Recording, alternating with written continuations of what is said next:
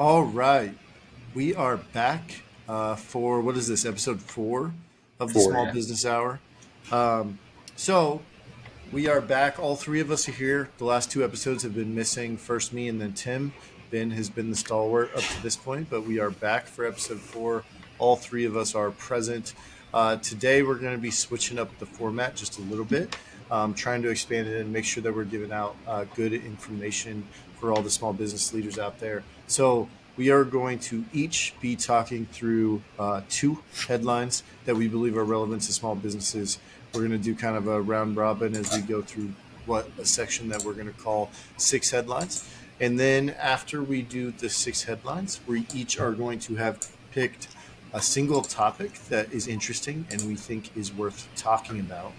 And then, since it's college football season and we're all big college football fans, we're going to end the show today by doing our lock of the week, our underdog of the week, and our parlay pick of the week to get everybody prepped for the college football weekend that is coming up tomorrow. So, Tim, let's start with you.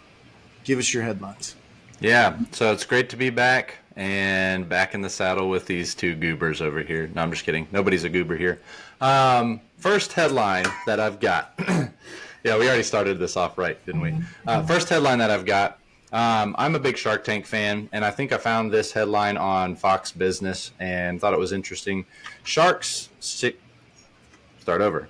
Sharks share key to success for entrepreneurs in tough economic times. So, my favorite guy, Mr. Wonderful, Barbara Cochran, and Mark Cuban all get together.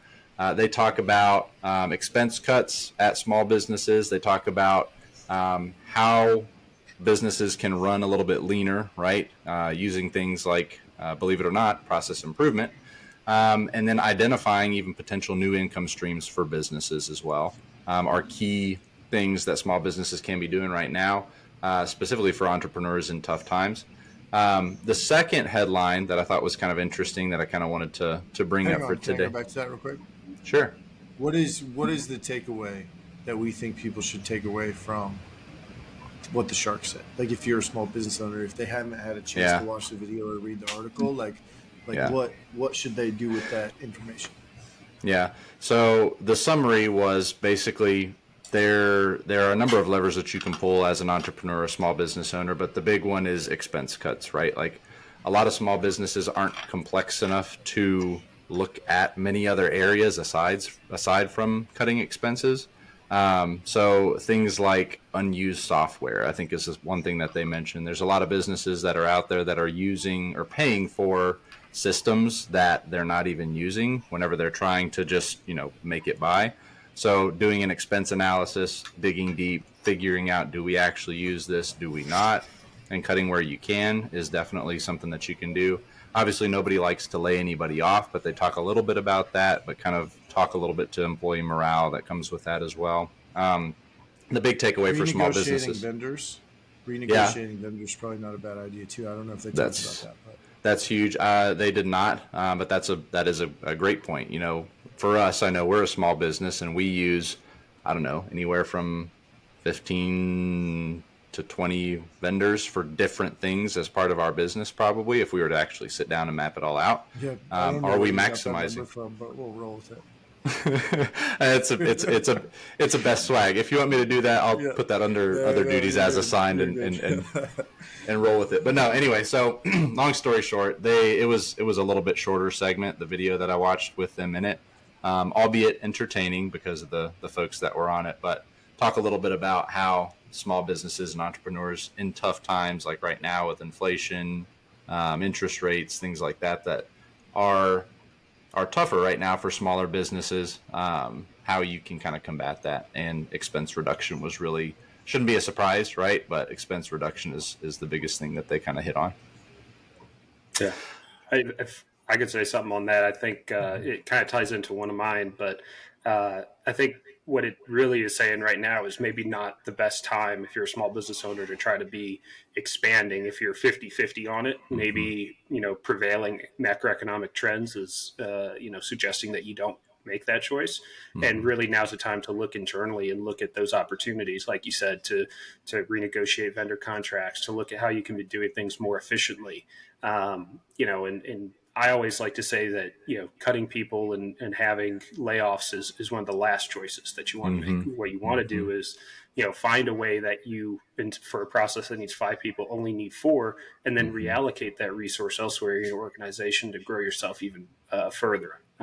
So that's, that's a few things to think about there.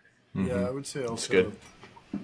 if you're a small business owner and things are going well, right? Like, which hopefully they are for a lot of you, it's always better to cut expenses and get on top of this stuff when things are going well than when you have to, because things have started to go downhill. Because it's much harder, it's much more stressful, can be much more painful when you're in a bind and you have to figure out how to cut some of those things down. It's always better when things are good to make periodic activity of figuring out where you can trim fat in the business to make sure that you're operating as lean and effective and efficient as possible at all times, so that, because that makes it frankly less likely that you'll have to trim by necessity at a future point. So, all right, Tim, headline number 2, what you got? You want me to do my second one, or do we want to each go and then go around the circle again? Whatever you want. Go ahead. I'll go. We'll do 2. All right, let's do 2. My second headline, grants of up to $10,000 available for small business owners. So this got me thinking, all right, so we're a small business. What might be out there for us potentially, right? So I read the article, clicked on it, and it talks about, ironically enough, local and regional chambers of commerce, specifically that are state-sponsored. They're able to provide grants to small businesses that meet certain criteria that business owners and leaders take the time to be able to apply for. And, you're able to get grants that are given down from the state government to be able to help with your business operation, whether that's just, working capital, or, you want to invest in a new venture, like a smaller new venture. If you're a very small business, that's something that you can use the dollars for. So local and regional chambers of commerce can get kind of creative with how they distribute those funds, as long as it stays within the criteria that the state kind of mandates them to stay within. So I thought that was kind of interesting. I didn't do a ton of more clicking through just to see what, a business like us would potentially be eligible for. But it's cool that those things are out there if you know where to look and you have the time to be able to, submit a use case or a business case for something like that. Thought that was interesting, that something that, we could bring up and share with other small business leaders that are potentially watching this show. So if you're watching this, go out and search for grants that you might be eligible for. The juice might be worth the squeeze whenever it comes to submitting the application and potentially getting a little bit more cash flow for your business and help you sustain, rough wins, or help you with a new venture potentially that's out there. Yeah, I you want me to go ahead? I was going to say, I think that really shows Tim's dedication to this, whatever we're calling this podcast, Small Business Hour, that instead of looking for our company to see if we were eligible, he wanted to share that information with you guys first before he even took that time to look for us. So really, really great dedication there, Tim. Thank you for the 17 of you all that might watch this video. If you steal our money, I will be super upset. highly dedicated to the early listeners of exactly. This show. But yeah, I was at the Tulsa Chamber of Commerce event last week, and they talked about a grant for small businesses. So I think it comes up a lot. It is a great opportunity for small businesses, especially if you're in a larger community where you can get involved. We encourage everybody to get involved in the local Chamber of Commerce and see what's going on in your local community. All right. One thing I'll add on that real quick. Sorry to interrupt. One more, please.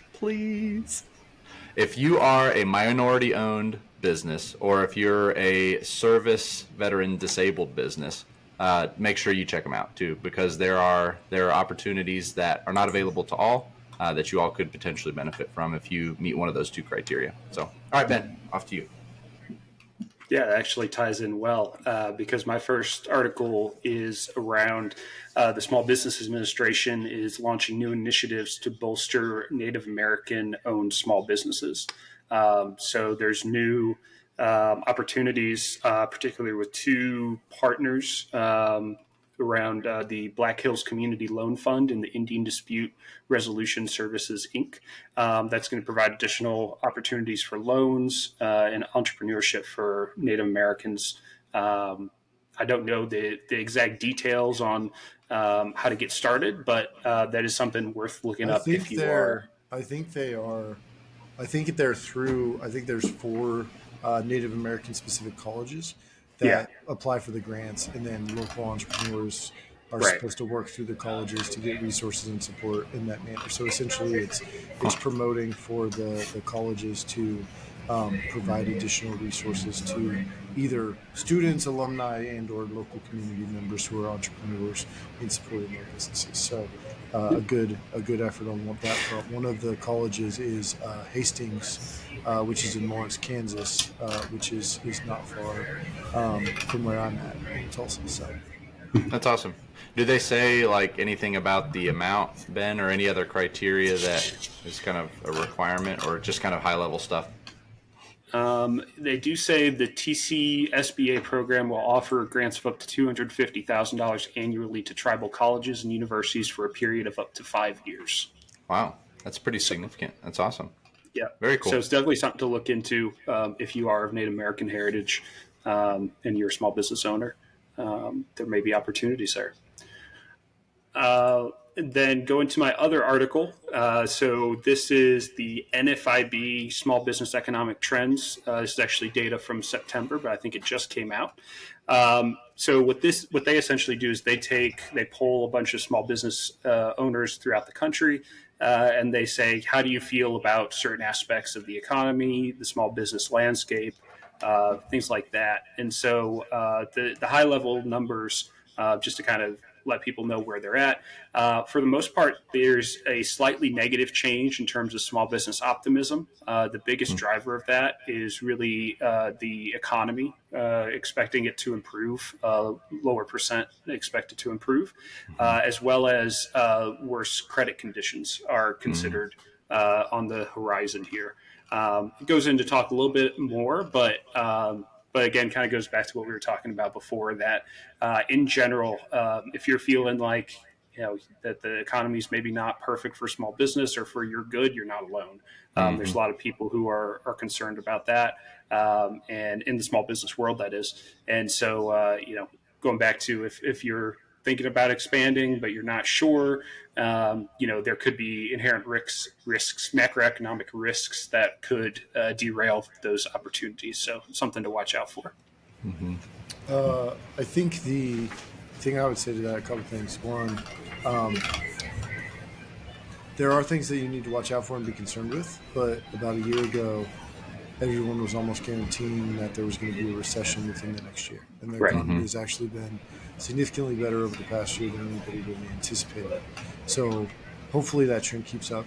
From a small business perspective, debt is it's a lot more difficult to borrow right now Mm-hmm. than into. The lending environment for small businesses or just commercial lending in general is a lot more stringent. It's a lot more difficult to get credit as a business. And so what I would say on that front is if you are a business who does not have credit or doesn't have enough and you are doing well, you may consider borrowing money when things are going well Mm-hmm. in the form of a line of credit. I wouldn't advocate taking out a term loan unless you're going to use it for something specific like growth. But if you're having good times right now, go out, use that to help you get approved for a good line of credit to be a part of your rainy day fund from a cash flow perspective in case things take a turn for the worse. Mm-hmm. Because again, just like cutting expenses, it is much easier and much less painful to try to get approved for business credit when things are going well than it is when you actually need it and you're Mm-hmm. desperately trying to figure it out. So something to consider as you think about that if things are going well for you as a business right now. Yeah. I think there's an argument too to kind of dovetail into that for identifying what other opportunities may be out there within your wheelhouse of capabilities as a business to increase revenue. There's a chicken or the egg conversation that kind of has to take place, right? Like, should we invest dollars, i.e., people's time, into something new that might not be as successful as what we think it might be? But it also could be, a success too. Like, I'm coming back to the one headline that I shared with the sharks, right? One of the things that they mentioned was identifying new areas of opportunity within your business that you can capitalize on if it's more of a sure thing. So to kind of weather the storm, if you will, are there new opportunities you could be investing in that would complement your already existing capabilities as a business? Could be something that small businesses are interested in doing. Um, so yeah, that's what I would add. All right, Kate, Perfect. you want All to share right. yours? Sure. So my first one, I'll try to do, since we like to tie in our transitions. I'll try to do a tie in here. Speaking of trying to find new revenue sources, potentially, um, the Halloween holiday is coming up in about 11 days. It is October 20th today, and this year, 2023, Halloween is expected to generate 12.2 billion in American spending, which is up 1.6 billion from last year's record 10.6 billion. So obviously, a lot of that is going to be candy, decorations, things like that. But I think tying it back into the source of finding alternative revenue sources, um, take advantage of trends if you can. Mm-hmm. And holidays are a big one for most businesses, right? Like the holiday season, shopping season, Thanksgiving, Black Friday, Christmas, all of that is coming up shortly. You've got Halloween in a couple weeks. You're going to be rolling into Valentine's Day in February. Um, Not every business can take advantage of that, Mm-hmm. but if you sell a physical product to customers, you can take advantage of it somehow. If Mm-hmm. you are a restaurant, you can take advantage of it somehow. If you make a food good or product, you can take advantage of it somehow. And if you're a services based business, depending on the type of businesses that you serve, you can probably take advantage of it somehow, right? Like, um, those are things that help generate business because holidays specifically are times when people expect to spend money on stuff. There are Mm-hmm. times when people have a certain level of expectation. And so if you give them a sale, you give them a special event, you give them something that ties it to that holiday in their mind, psychologically, people are more likely to be able to spend money or be more Mm-hmm. willing to spend money because they expect it in those circumstances. So don't be just putting your head down and grinding without ever putting your head up and thinking about how you can take advantage of current events in the world, holidays, things that are going on, um, to become more favorable for your business, because those are all things that can provide a distinct advantage for you if you know and think about how to leverage them. I feel like it just takes a little bit of creative thinking, right? Like you mentioned products and services. You can leverage either one of those depending on what your primary value proposition is as a business, right? Like a product, throw something Halloween related on it and discount it a little bit and say you're getting a Halloween discount. Similarly to a services business for us, we run promotions sometimes whenever we are, trying to get new clients or sign an existing client to more business as an example, right? We can throw discounts in there and attribute it to a holiday, and then psychologically that has an effect on folks. So yeah, for products or services, if you think a little bit creatively, I feel like it's a pretty easy tie-in. But it's a good reminder too. Don't let your don't let the woes maybe that you might be going through right now kind of make you lose sight of what's going on around you. Take advantage of the situation around you to be able to leverage it for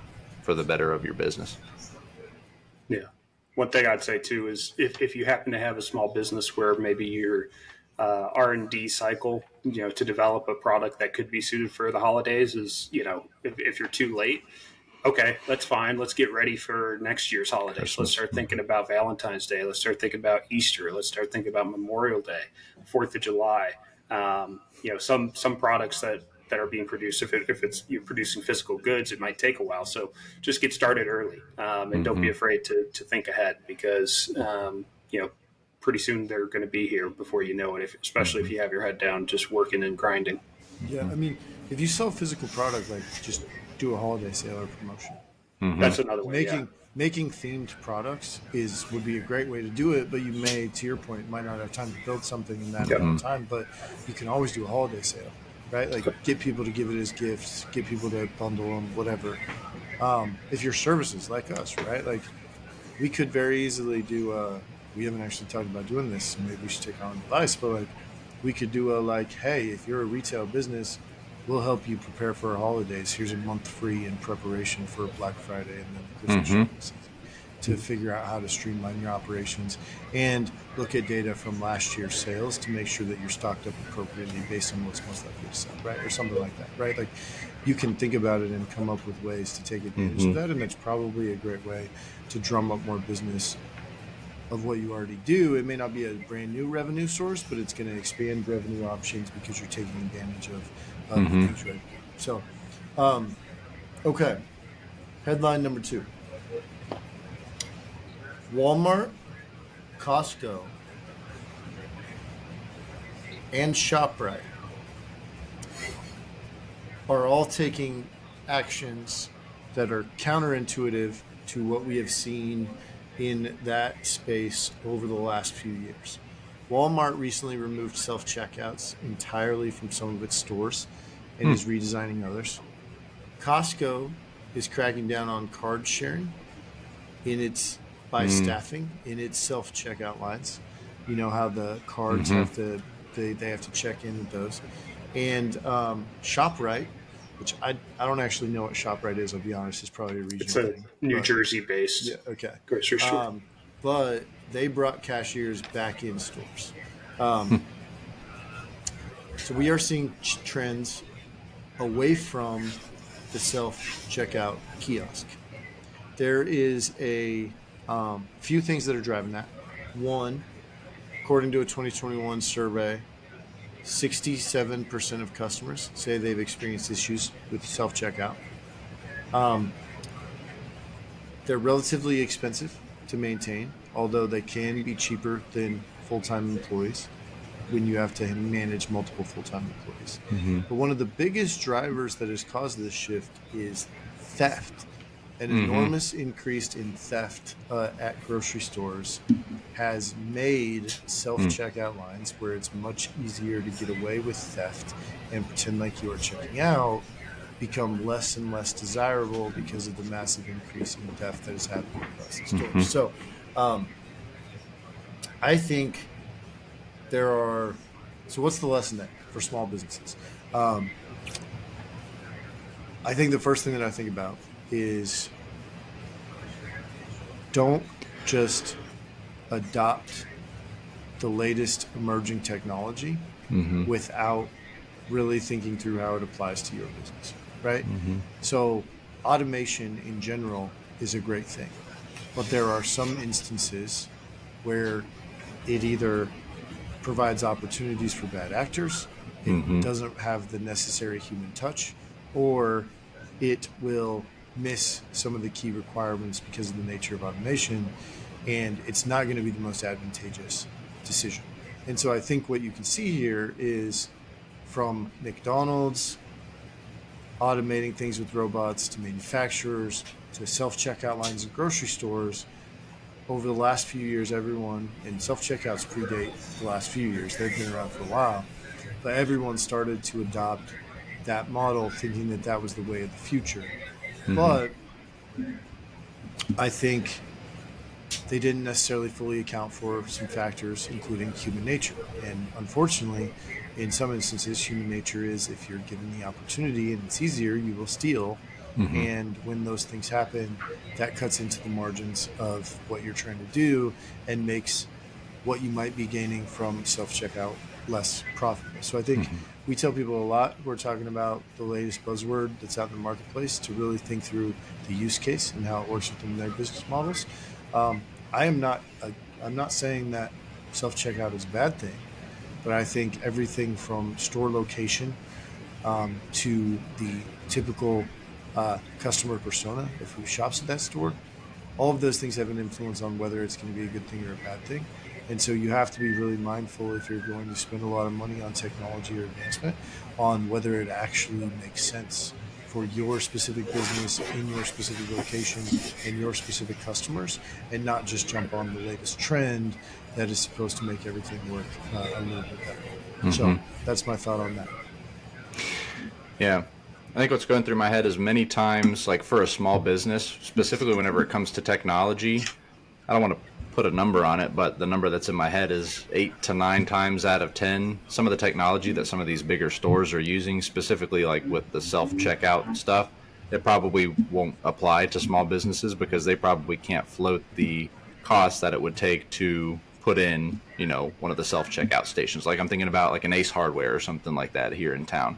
They're not going to be able to do that, right? They're going to rather pay an employee to be able to sit there, a lower wage potentially, and have them conduct some form of customer service too. Like, hey, I have a question. Where are the shovels at in your store? You can't ask a self checkout that, right? So there's a component of customer service that you get with having a real human there. Where in Walmart, like I know where the groceries are. I'm going to buy bananas, lettuce, tomatoes, those types of things. I can go and I can get it and I can scan it on my phone and then I can walk right out and not have to ever talk to a human, right? So it's Cade's right. I mean, you have to evaluate what your business needs are and then support your business with the available technology that's going to meet the need of your business, not the other way around. You Well, shouldn't be looking at a flashy technology and seeing, okay, how can I cram my business into being able to use this? and I think if you're trying to solve a specific problem, you got to think through how you can control for the risks, right? So like if the Yeah. problem of self checkouts is hiring enough people to support all the transactions is too expensive, we can spend maybe the cost of 2 employees, but we can handle, 20% of our transactions with a machine, and then that allows us to move 20% of our volume off the checker line, so we have to carry less full-time employees. Okay, well that's great, but what's the risk, right? If the Yeah. risk is theft, then that means people can check out without paying, or they can just not check things. So how do you get the same effect, which is a 20% of your volume now being handled outside of the checker lines without the risk? Well, we do a ton of curbside pickup orders now, right? Can you shift a huge chunk of volume through your To efforts, that. talking to customers, marketing, whatever, to the mobile app because they have to pay before they get the order? But now you're not only taking them off of the teller line, but you're not even putting those people in the stores. You can shift 20% of people out of store online and doing a pickup order. Now it's easier to staff. You're also making your stores less busy. There are a lot of benefits there, right? So there are alternative. When I worked in banking, this is something we talked a lot about, and it was like, how do you shift transactions off the teller line? And it was like deposits at the ATM, mobile apps, things like that. But you've got to solve for the risk of each of those individual entities if you're trying to push people to a different place to have that interaction with the customer. Yeah. I have a lot to say on this topic, but this is not the forum for it because that's our next topic. I used to work in grocery intimately with two of the companies you talked about. And yeah, there's a lot of pros and cons. I mean, thinking about just the, shifting more towards having curbside. I'm sure you all know this, but for those who don't, grocery stores are laid out to get you to go through the whole store to pick up things you didn't want to buy. Everything from having the milk in the corner to having gum and candy in your checkout line. They're using analytics and human nature to try to get you to buy more than what you plan to. I know personally, and I imagine it's the case for most people, when you go to buy something on Walmart.com or Kroger app or something like that, you're just getting what you need. You're not getting anything extra. Yep. And so I think that would be a big revenue decrease for those stores that did focus on that. But yeah, for sake of time, we'll move on. But if we have more grocery things, I'll talk more about grocery. We might have to we'll do a Ben grocery special segment. Oh, Um, perfect. okay, so now I think that covers our headlines. Yep. So let's move into something interesting. And so point of interest, we talked a lot about AI tools over the last, I'll go first and we'll go back around the circle. Talked a lot about AI tools over the first few episodes that we've done of this. So here is something new. Article from last Friday, October 13th in CNBC notes that Amazon, Shopify, and eBay are all rolling out generative AI tools to help third-party sellers write product listings. So a big part of those um, a big part of those sites and those companies is third party sellers, right? Like that's a big part of their seller economy. And they are proactively leveraging things like LLMs, like ChatGPT, to create tools that are going to help their sellers. So um, I think that's interesting. I think if you are a reseller, Amazon resellers is a big business that's out there. Mm-hmm. Uh, eBay, a big source of selling for a lot of small companies. And Shopify obviously hosts, I don't know if this is actually true, but I would guess it is, like hosts more e-commerce stores than any other site, given that that's primarily like what it's actually designed to do. So I find it pretty interesting that they are proactively creating these tools. I think it's cool, and I think it'll be helpful to small businesses. But then a part of me says, like, if everybody's doing it, then doesn't matter, right? Like the whole thing is like it's supposed to help you get the descriptions better on your products. It's supposed to help you improve how you sell your products, and that can be a competitive disadvantage if we were all three Amazon resellers and Ben used ChatGPT and got better descriptions, and me and Tim, who are bad writers, just like wrote our own.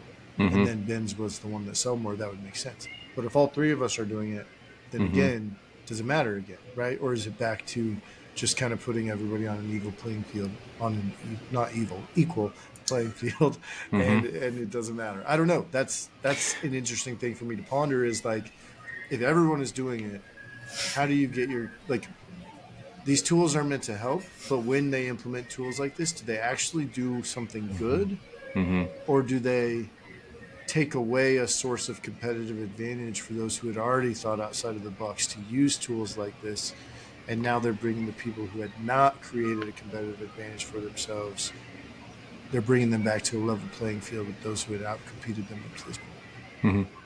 I think that's where either the importance of the down or the downfall of being an early adopter is kind of an important kind of benchmark for this stuff, right? Like if you're one of the early adopters and the AI language model takes off, you're able to get better descriptions for your products, you're able to sell more. Obviously, that's going to result in better business for you. But let's say it crashes and burns and you've got inaccurate product descriptions. If you're a larger reseller of Amazon items and you have, I don't know, a database of 1,800 items and you have to, you know, apply scale to the AI language model to be applicable for all 1,800 of your items and it crash and burn, like that's going to look really bad for you. And then all of a sudden, the people who manually wrote the descriptions are going to look a lot better. So I guess to kind of bring it back up surface level, what I'm trying to say is being an early adopter of this can either make or break you. And I don't know that I have an opinion on whether or not it's better. I know from an efficiency standpoint, yeah, without question, it's going to be better. But from a quality standpoint, kind of remains to be seen, right? Yeah.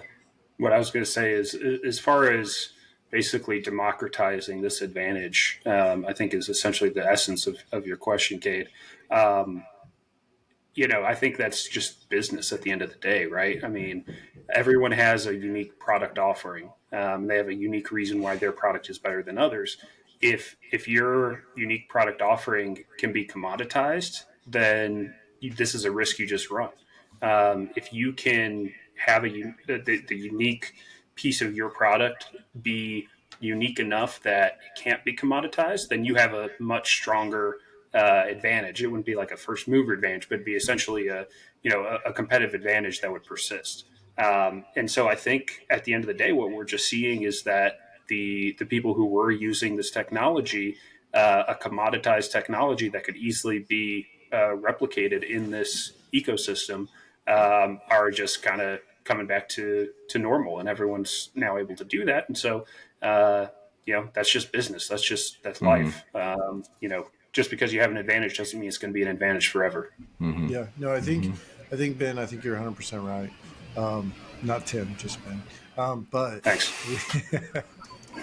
no, but I think you're right, and I think I think this is why it's super important to never stop working and paying attention to what's going on for that exact reason, right? Because I mean, look, like I wanted to ask the question, I wanted to bring it up, but like Ben is right. That's just kind of part of it. People adapt, people change, and if you're not constantly adapting and changing, you're going to struggle, right? Like you can't. How many businesses do we work with that say like we ask them why they do something, and they're like, "Well, we've always done it like that for the last. It's been 87 years, and we've always done it like that," you know. And Yeah. it's like sometimes that works okay, but there will come a time when you can't compete anymore if you don't adapt. And being able to adapt and then continue to adapt. And then when everybody catches up to you, adapt again. Like that's the only way that you can stay ahead. You can't get complacent in how you're evolving and changing your business. Otherwise, you're going to get in trouble.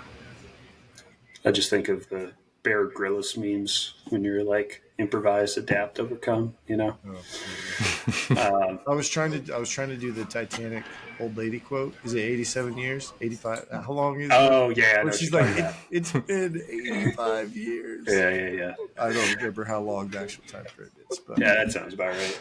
yeah. All right. Me next, I assume. Go for it. So my article: U.S. holiday shoppers undeterred by economic challenges. So basically, Shopify Gallup partnered to create a holiday shopping pulse that revealed some encouraging insights for retailers, especially small business owners gearing up for the holiday season.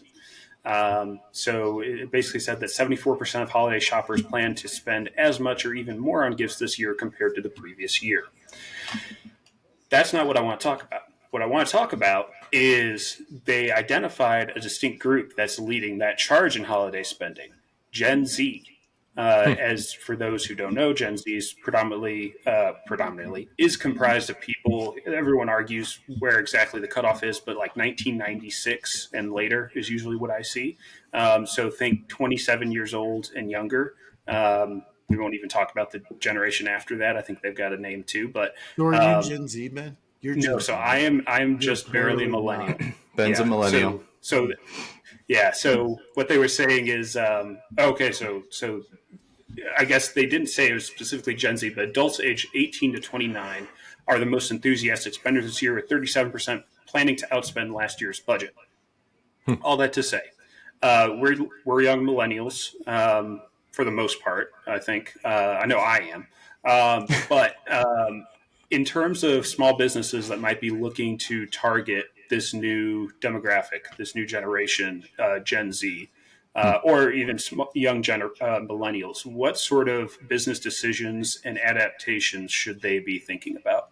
Well, can I ask a question first? Yeah. Uh, uh, how do they have any money? How Well, do 18 to 29 is working age. like if they're So- driving the big, like I just like I don't. They gotta have like much less money than any of the other generations. So they might be more How are enthusiastic. they being the big driver? Yeah, Well- they're more enthusiastic, but do they actually have the But- money to do it? yeah, but They're just the money they've got to excited spend. about it. Maybe that's the question. Should we even care? Yeah. Do they not have enough money? Yeah. I mean, I'll give you an example, though. My wife's a resident physician. There is a chance that if you go to a hospital and you get cared for by a physician, that physician could be a Gen Z person because they're about 26, 27 is when you can be a practicing physician in terms of being a resident. So you could have a physician taking care of you who's Gen Z. So they are in the workforce and they are here to stay, obviously. But how would you, if you were a small business owner, generic product, generic service, be tailoring your offering, your marketing, your sales to that Gen Z? I'll tell you exactly what I would do. If I'm somebody who offers a product, I would put Taylor Swift's face on every single thing that I sell, and then I would put it on my shelf, and I would experience a reckoning of And you business would make at TikTok my. videos of it. 100%, dude. All right, Taylor so Swift's face on it and the TikTok videos of it with Taylor Swift's face on it. 100%. So if I'm an elderly business owner, meant in the most respectful way possible. If you make TikTok videos, there's research out there, and I'll do research right now as Kate is talking. If you make TikTok videos about your product, you're going to be more successful than the average TikTok user would be at selling the products that you offer in your store, because it's so like the likelihood of the layperson being of that demographic who's posting TikTok videos is not common, right? So people are more inclined to watch those videos and even potentially buy products from folks who are of that demographic more likely than they would be of like a millennial or whatever's after millennial. I forget what it is. But anyway, let me do some research while you guys are talking, and I'll bring back some stats to back up what I just said. I promise I know what I'm talking about. Cade's like, no, you don't. But yeah, I do. Tim says, get on TikTok. What about you, Cade? No, and Taylor Swift. Don't forget, put Taylor Swift's face on your mugs, put Taylor Swift's face on your chip bags, put Taylor Swift's face on your gum packs. Yeah. You're going to sell it. After you agree to an NIL deal with her. But yeah, if you can get that. Yeah. Go ahead, Cade. It's hard to follow that. How would I? Well, I think to start, I do think you have to ask the question, do you care? And I think that depends on what your business is. Like, do we care? No, probably not, right? Because like the very few of our potential customers are going to be in that demographic, at least not the decision makers in that space. There might be a few, like we are young millennials, so like there could be some that are on the edge. But if you get below like 27, 26 in that range, like a majority of that span, you're not going to find many of our target customers in that age range. And so like the first question is, do you care? I think if you do care, then yeah, I mean Taylor Swift and TikTok seems right to me. Like, I don't know. Like do a TikTok video of you and your significant other dressed up as Taylor Swift and Travis Kelce for Halloween promoting your product, and that's gotta kill, right? It's gotta kill. That's like I don't even pay that attention to that stuff when I go on like Instagram right now, and all I see. My wife wants to talk to me about the ins and outs of Travis Kelce and Taylor Swift relationship. She's very excited about it. So yeah, like that seems like the right answer. I don't know. I don't think that I've ever felt so young around y'all. How's your TikTok channel doing, Ben? I don't have a TikTok channel, but what I was thinking when I mentioned this question, I was thinking about a conversation we had. I think it was last week around optimization for mobile is one piece. If you're just to reiterate, if you're not. If your website, if your purchase process, whatever it is not optimized for mobile, it needs to be, because so much of I don't want to say of the life of Gen Z, but so much of how they interact with the world is through a mobile device, and so that's really important. I think also, you don't have to. I don't think you have to make a TikTok channel, but don't be afraid to look at Instagram as an avenue. If you have historically been on Facebook and maybe even Twitter, look at Instagram, see if there's opportunities there. Maybe throw some ads on there if you're into digital ads. I think but as Kate said, I think the most important thing is, do you care? And if you do care, why do you care? And understand that customer demographic.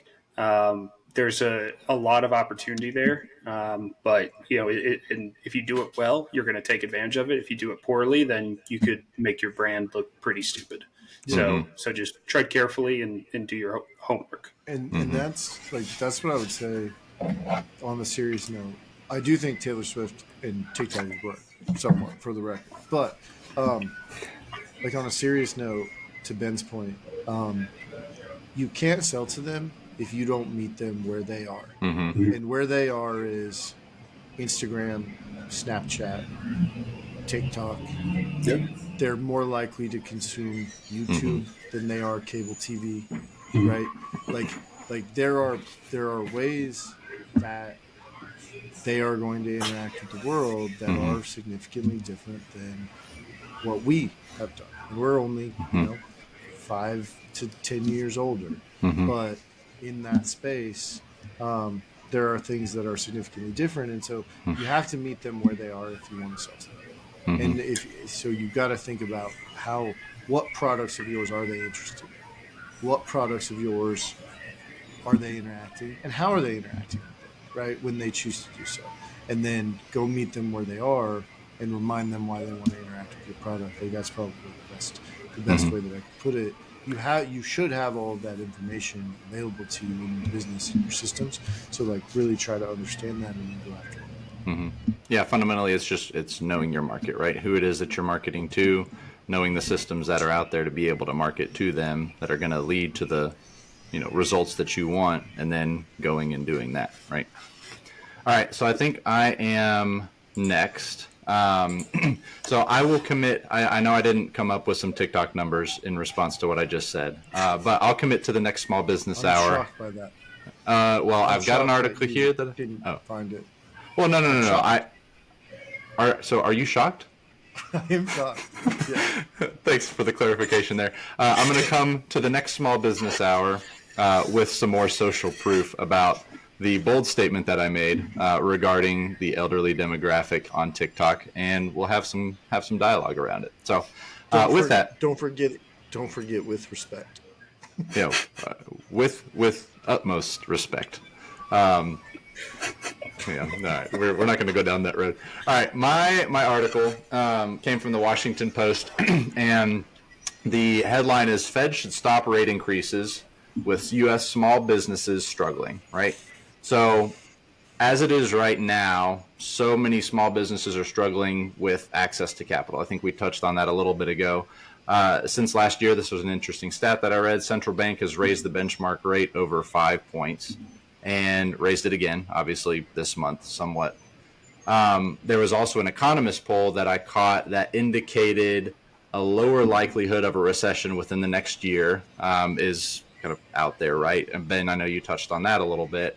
It's down from 65% chance to about a 55% chance. But you're still telling me there's a chance, right? So that's still over a 50% chance that the perception at least is that there's going to be a recession within the next year.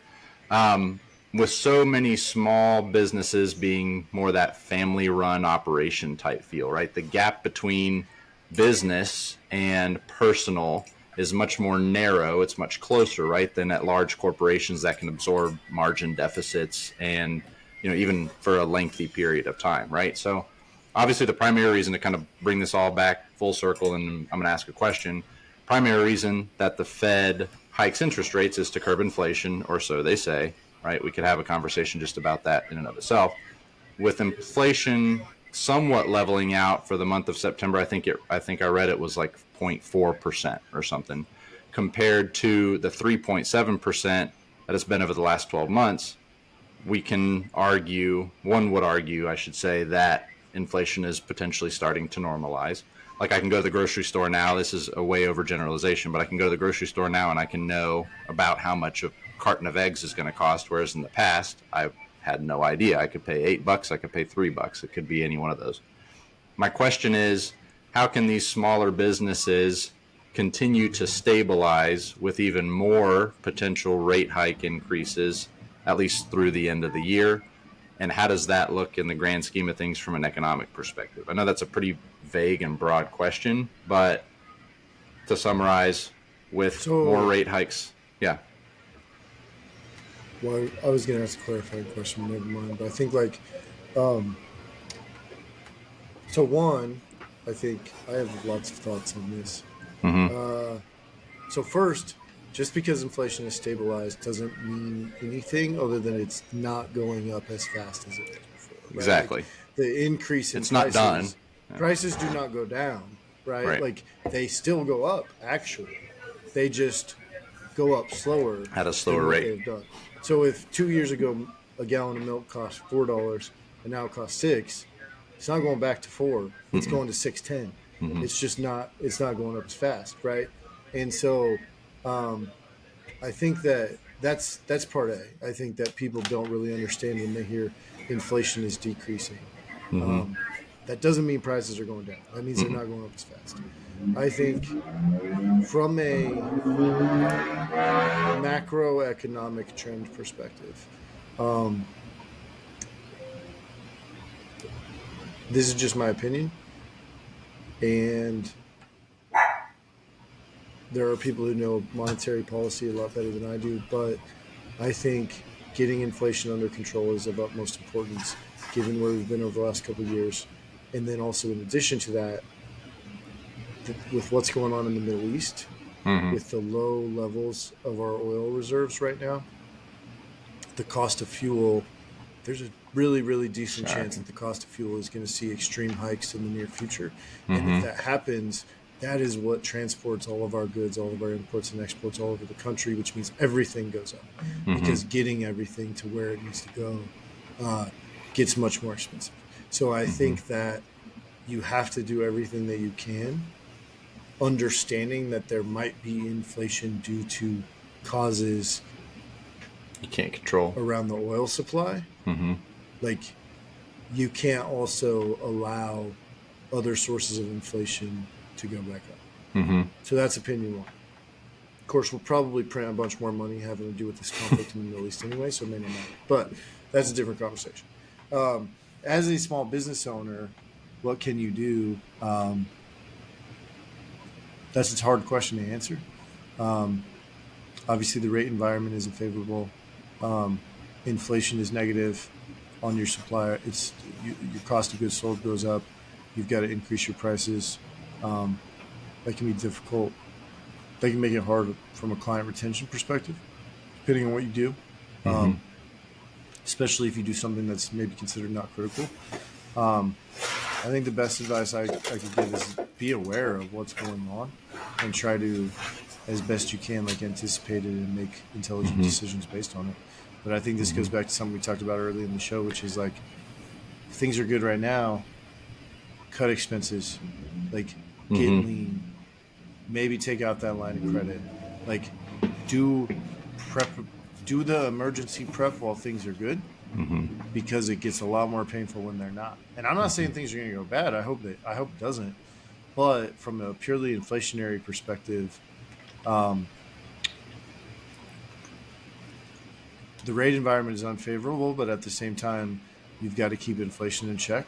And what could happen with the cost of oil and the depleted levels of our current oil reserves over the next few months with what's playing out in the Middle East could be pretty dangerous from an inflationary perspective as well.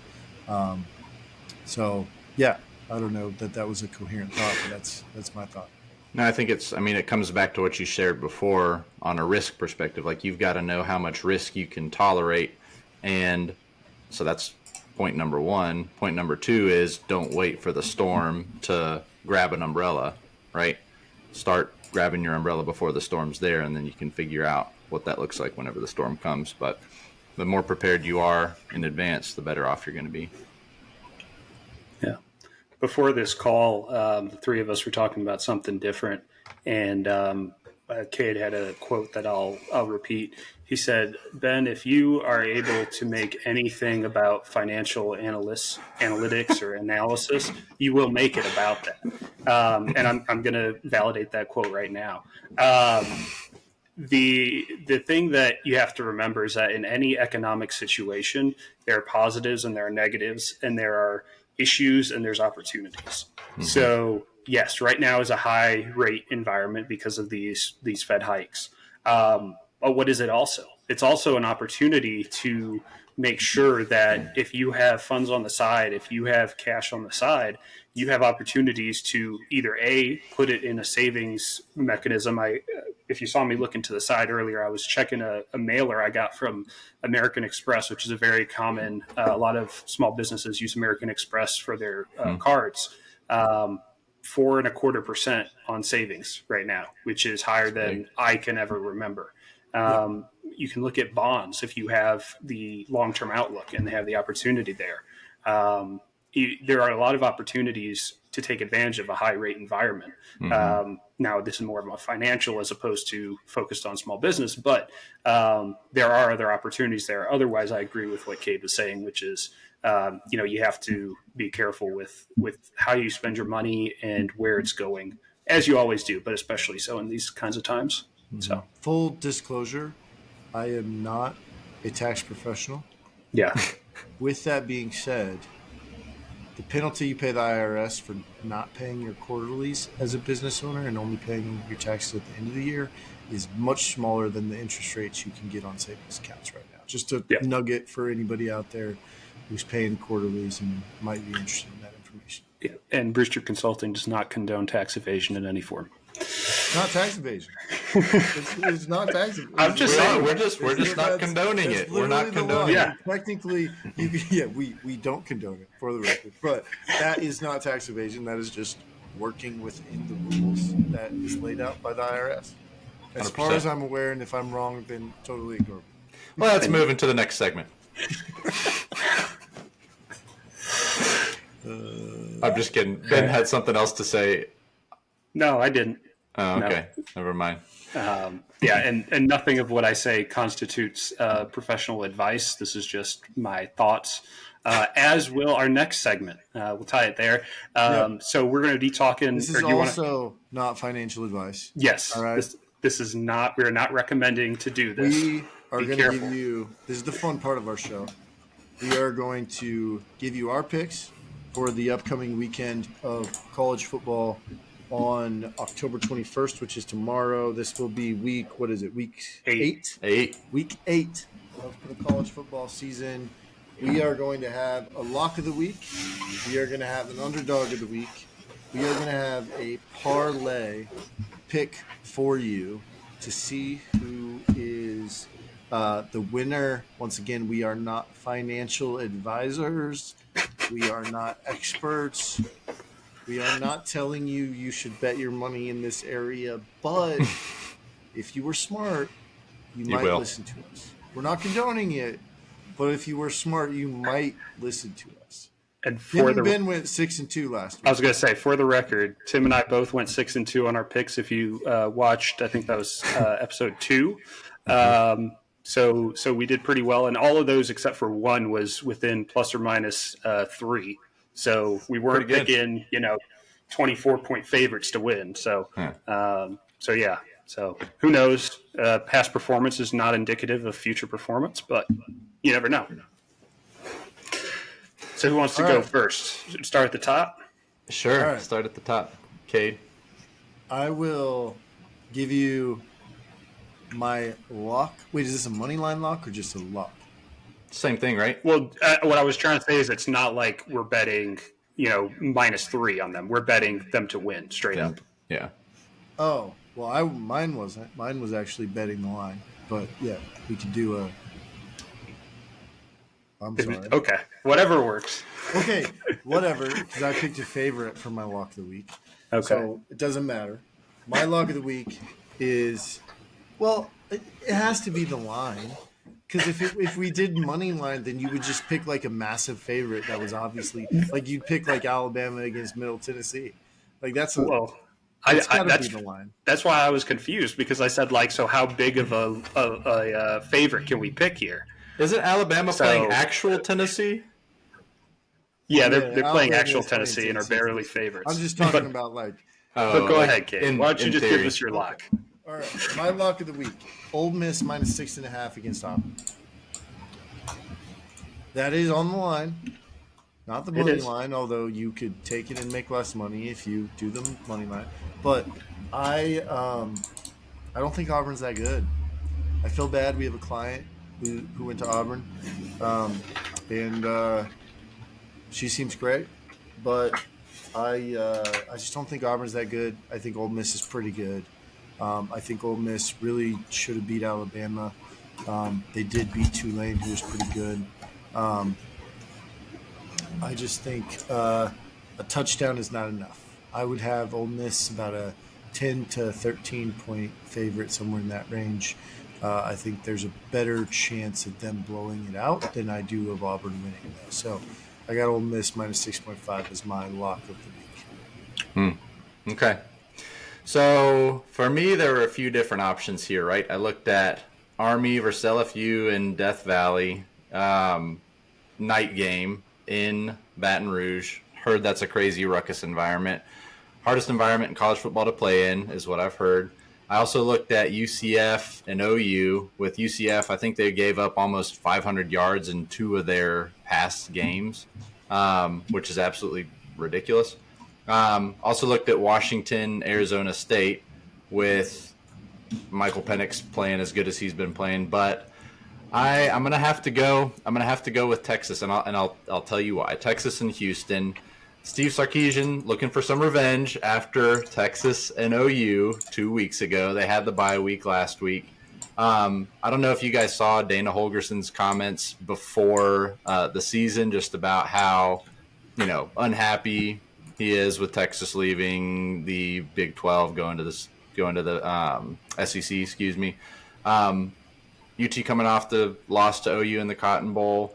They want to convince everybody that they're not going to be messed with. I'm going to take Texas. I think they're like a 23.5 point favorite over Houston right now. I'll pick them to cover that. Let's roll with that as the lock of the week. All I'm right. shaking my head not because I disagree, but because Tim is a big Texas guy, and so he just picked his own team. Yeah, but I've got other things that I'll say here whenever we get to our other criteria in just a minute. So just you wait. All right, and now for the person who knows the least about college football, I went for a little bit more of a pick 'em, almost, not quite, and I went for Iowa it's actually Minnesota at Iowa. At Iowa. I saw this as, I think the over under for this game is 30.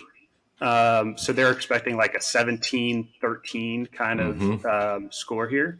And I'll also put the odds. I don't know if anyone else has those, but if you go straight up with Iowa, I think straight up with Iowa at minus 170 makes sense. I think they just have a better team than Minnesota. Minnesota's not the Minnesota of old. And I think Iowa's defense is just going to keep them within maybe a touchdown, maybe not even Minnesota that. of old. The Minnesota used to be good, and I forgot it. PJ Fleck, bro. PJ Fleck's been It used to be decent. I'm just kidding. Okay. Asterisk here, real quick, guys. I went to UVA. UVA, a good year is 5-7. So, to me, if you win more than 8 games, that's a really good year. So that's what I call that. Okay. You want me to keep going, or you want to go back down the line? Ole Miss minus 6.5 is minus 112. Minus 112. Yeah. I don't even know what the Texas is. I can get it for you. It's minus 2,800. Wait, what? No, it's not. Yes, it is. On DraftKings right now, it's minus 2,800. Go place Texas your bets, minus Kate. 23.5. No, that would be their money line. Yeah. Not their. Yeah, but he didn't pick their money line. He picked the spread. Oh, He wanted to cover. Come on, man. I thought we were just saying this straight up. The straight up. But why would we do that? Because then you'd pick games like Texas against Houston. Well, maybe you actually do something that people can use and not just game the system. All right, Ben, keep rolling with your underdog. Or Cade, whoever wants to I got go. a cough. Why doesn't Cade go? All Go right. ahead. My underdog of the week, and I would pick them on the money line as well. Like, I don't know. I don't just think that they will cover. I think they will win. That is Utah plus 7 at USC. This line makes zero sense to me. I had to check it multiple times. USC got pushed around by a physical Notre Dame, just like we saw them get pushed around by a physical Utah twice last year. I think Utah is going to win the game. I have zero understanding of why USC is a 7-point favorite.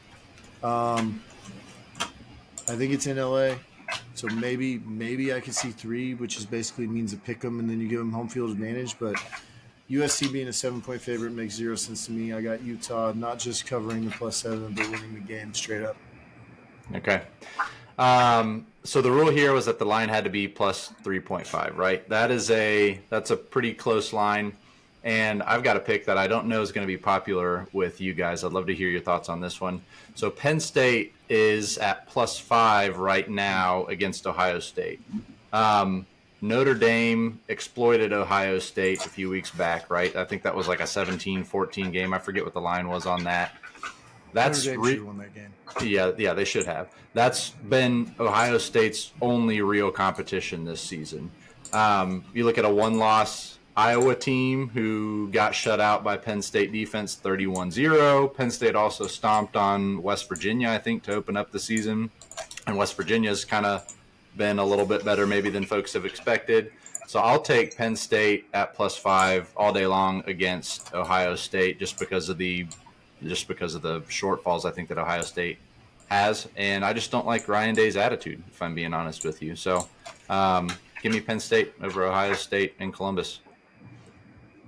Do we know what the money is on that? I can find it real quick.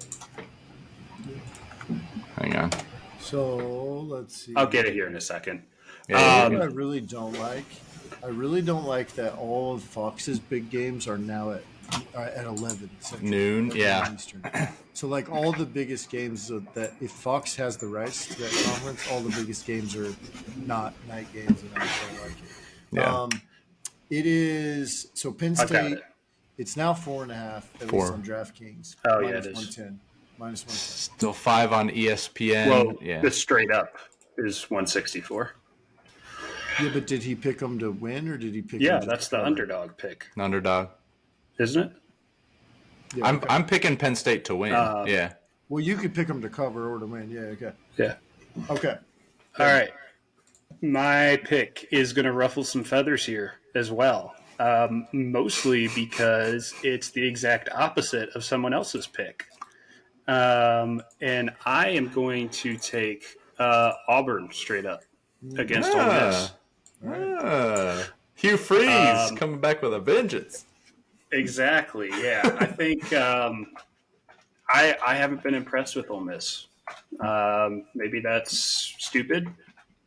Who knows? I don't think so. I picked Auburn as a potential winner if they were at home last week. I didn't actually pick them because they were away, but I think that they have enough going for them that I think they could pull the upset at home. So I'm looking up. So let's see here. I already wrote it down, the numbers, if that's what you're looking at. No. I was just looking up how Auburn. You can disprove my pick. No, I'm just curious. They did play Georgia pretty tough. Yep, they played Georgia to 1 touchdown And 2 weeks ago. They got beat by 30. 3 weeks LSU. At LSU. Mm-hmm. Yeah. And then they also lost by 17 to A&M at A&M. A&M. But that really good win against Cal definitely gives them a little bit better profile. So. Mm-hmm. I'm looking at Georgia.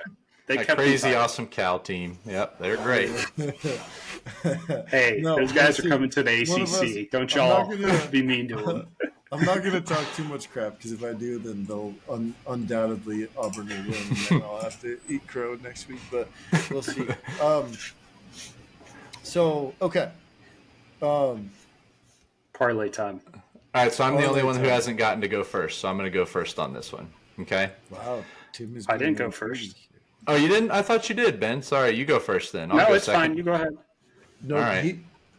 Okay. Let's just keep going across the line. Why doesn't Cade go? First shall be last. So go for it, Cade. Okay.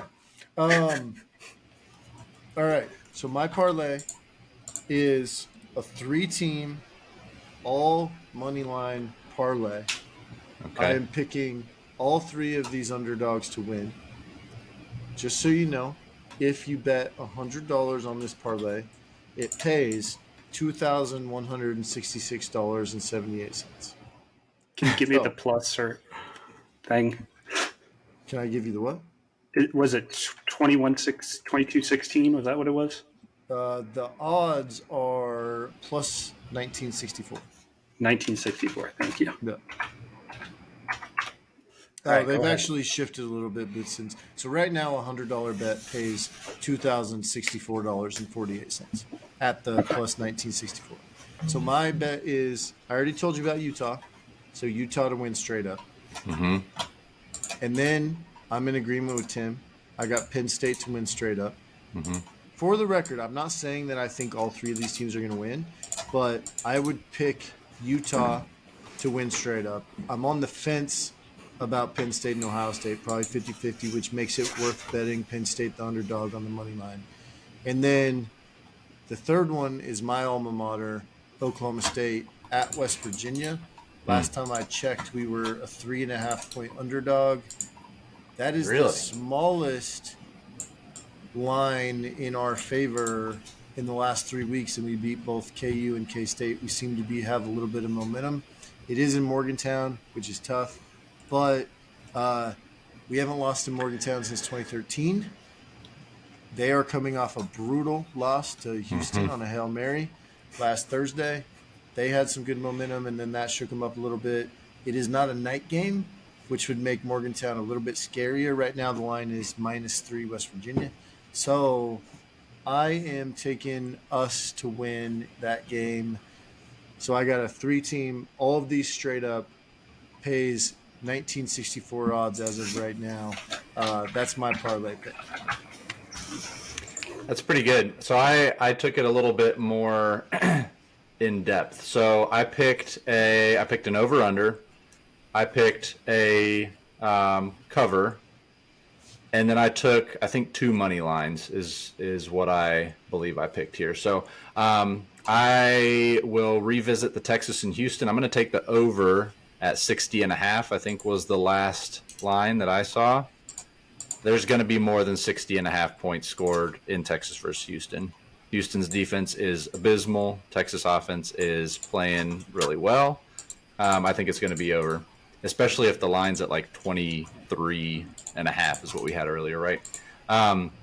Second, and Ben, you're really fast with your mouse there. I got to tell you. There's a reason I already had the Houston logo. Let's put it that way. Okay, fair enough. Foreshadowing. It's fair. I love it.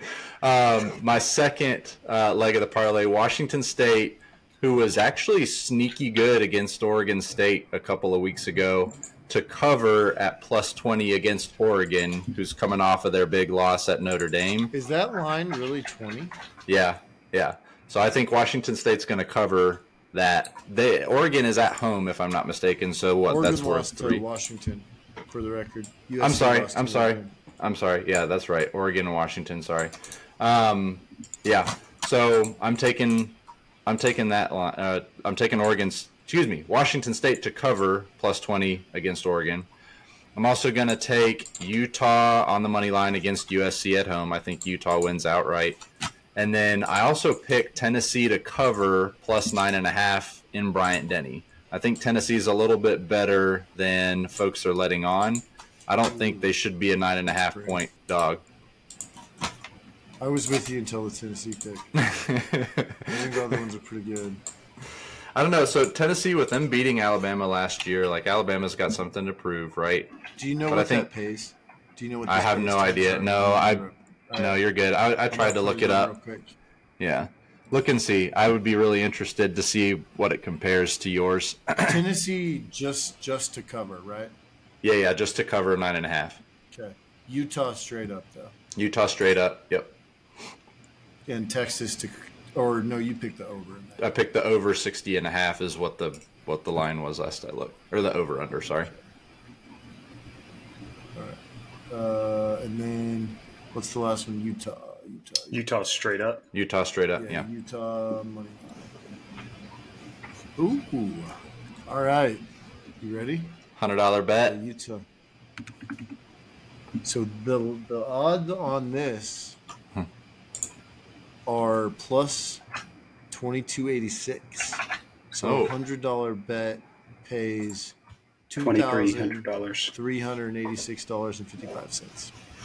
So Tim, I mean, you're not going to get it right because that Tennessee pick is a really bad pick, but otherwise, pretty.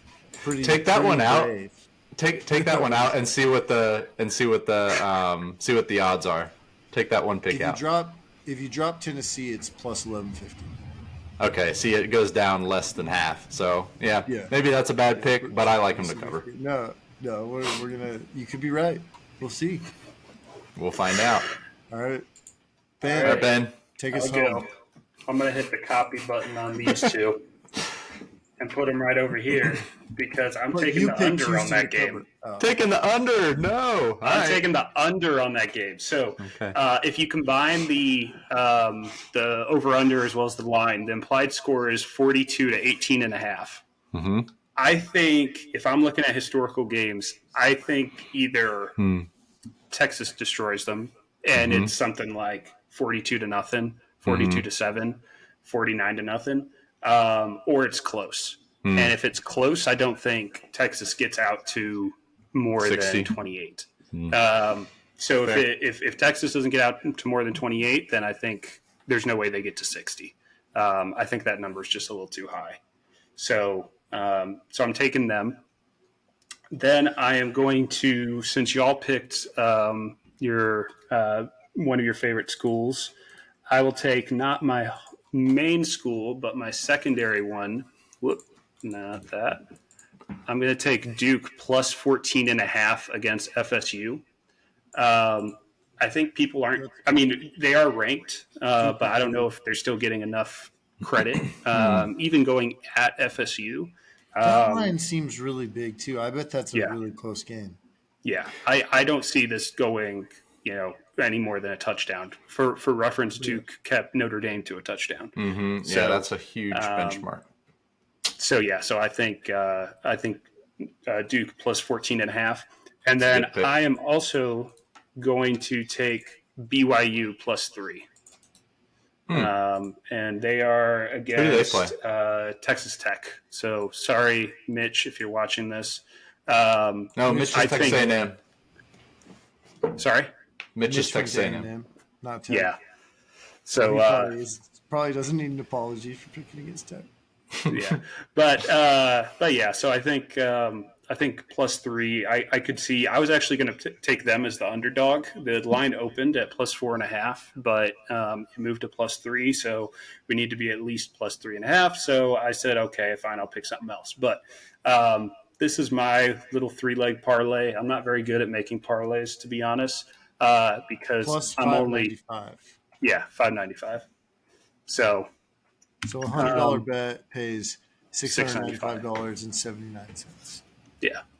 So I'm not as risky as everyone else, but I feel pretty good about that. I may have put my money where my mouth is before the call, but we'll see how that goes. Again, we are not financial advisors. Yes. But if you're smart, you'll listen to us, except for Tim with that Tennessee pick. Yeah, we'll let you know how we did next week, but my guess is that we probably did better last week than we will this week. So, did Tim hang up? We lost connection to Tim. So okay. I was just like, I was talking crap, and he didn't even hear me. That's bummer. Yeah, no, he was glitching out while I was going, and I just pretended that he wasn't there. He's probably talking over me, but oh well. So that's our college football Week 8 picks. Anything else you guys want to say before we close today? Welcome back, Tim. That was really weird. My power blipped. Sorry about that. I am so glad that I'm back before you closed. $5.95. All right, I missed that. Sorry. Yeah. Back to you, boss. No, I just reminded everybody that we weren't financial advisors, but if they were smart, they would listen to us, except for you with the Tennessee pick. So yeah. Appreciate Tennessee's going to cover, and Tennessee's going to cover. Tennessee's going to cover, and Auburn's going to cover or win, and then I'm going to have to eat so much crap this week. That's what happened. So, we'll find out. All right. Thank you for watching. If you made it this far, you're very brave, but it might make you money, so you might be very smart. And we will be back next week so that Tim and Ben can rub it in my face when Tennessee and Auburn both get. Thanks, everybody. All right, gangsters. See y'all later.